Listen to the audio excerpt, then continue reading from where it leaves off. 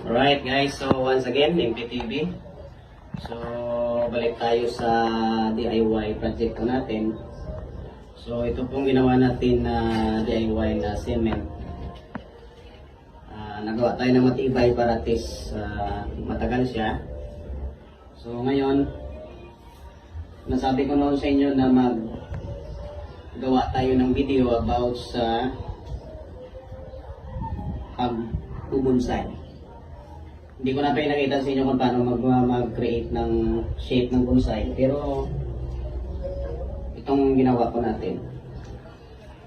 Ito yung gamot niya, oh. Ayan, yung itong roots niya.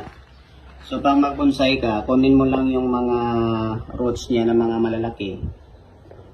Yung main roots niya kasi yun yung nagpaganda ng leaves niya o nagpalaki sa kahit anong tree na gawin mong bonsai. So ngayon, yung gawin na ginawa nating bonsai ay ito ay tibig to. Tibig, yung pangalan niya o sa amin sa Ilonggo, tambuyog. Tinatawag ito na tibig. Kasi pag malaki ito, nagbibigay ito ng tubig. Pag malaki na to, mayroon itong mga bunga. At saka pag lagyan mo ng butas dito sa katawan niya, mayroon itong mga tubig na nanggaling sa katawan niya. Kaya tinatawag ito na tibig kasi mayroong tubig na nagagaling dito sa katawan niya. So, bata pa kasi ito, yung pag bata ka makakreate ka ng shape, umabent mo siya kasi bata pa siya, katulad nito. Ayan o. Bata pa siya, magawa mo siya ng shape ng gusto mo. Importante na mayroon kang original na ginagawa sa video mo. So, ito ngayon, ito na to, mga 1 month na to. So, ang gawin natin to, transfer natin sa malaking pot na matibay. So, ito lang. So, ito yung mga roots niya. So, time to time check mo lang yung roots niya para hindi siya malaki. So, ngayon, nagpunta na, nakikita mo lumiit na yung mga leaves niya o dahon niya. Meaning, nakakreate ka na something sa kanya na pinahirapan mo siya.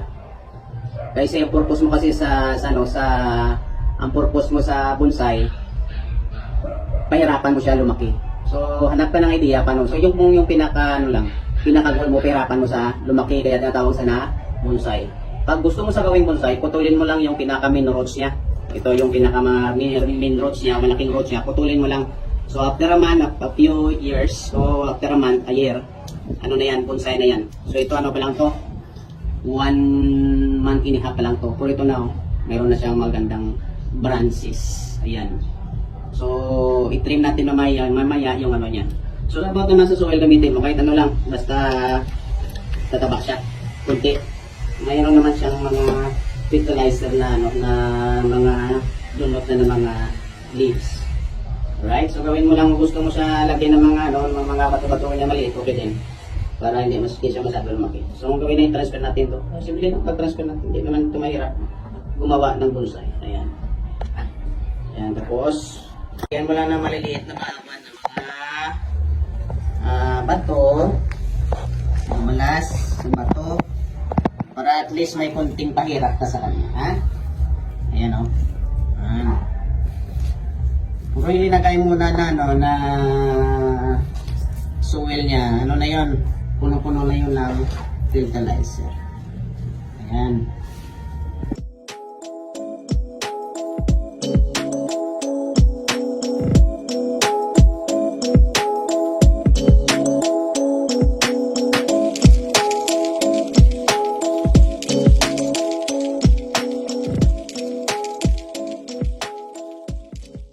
Pagtapos natin lagay ng ng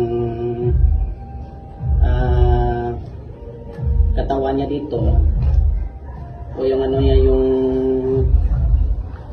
kahoy niya, lagyan natin ng mga kunting bato-bato o mga rock para itong mga rock na ito yung mapapahirap papalaki sa kanya. Kaya yung iba nga tinatanim nila sa mga rock para mag-bonsai talaga. So gawin natin, putulin lang natin to yung mga old old leaves niya. Putulin mo lang. Ayan, putulin mo lang. Tapos iwan ka lang ng mga gawa. So pagtaas ito, pwede ka naman makarate ng another shape o circle. O depende sa'yo kung anong gawin mo na shape na maganda. So importante meron kang originality sa video na ginagawa mo. Ayan. turuan ko kayo mag-propagate ng mga dahon na gamit lang ang dahon, tapos after a week to 15 weeks or 3 weeks mayroon na to mga roots. Ha? So siguro sa na lang sa next video po natin. So ngayon tapos na natin yan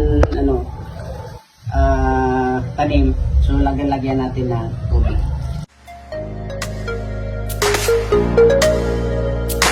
Ito na yung creation natin na tibig o tambuyog na bonsai. Okay? So I hope na sundan nyo to at saka makakreate din kayo at saka mayroon kayong natutunan sa video na to.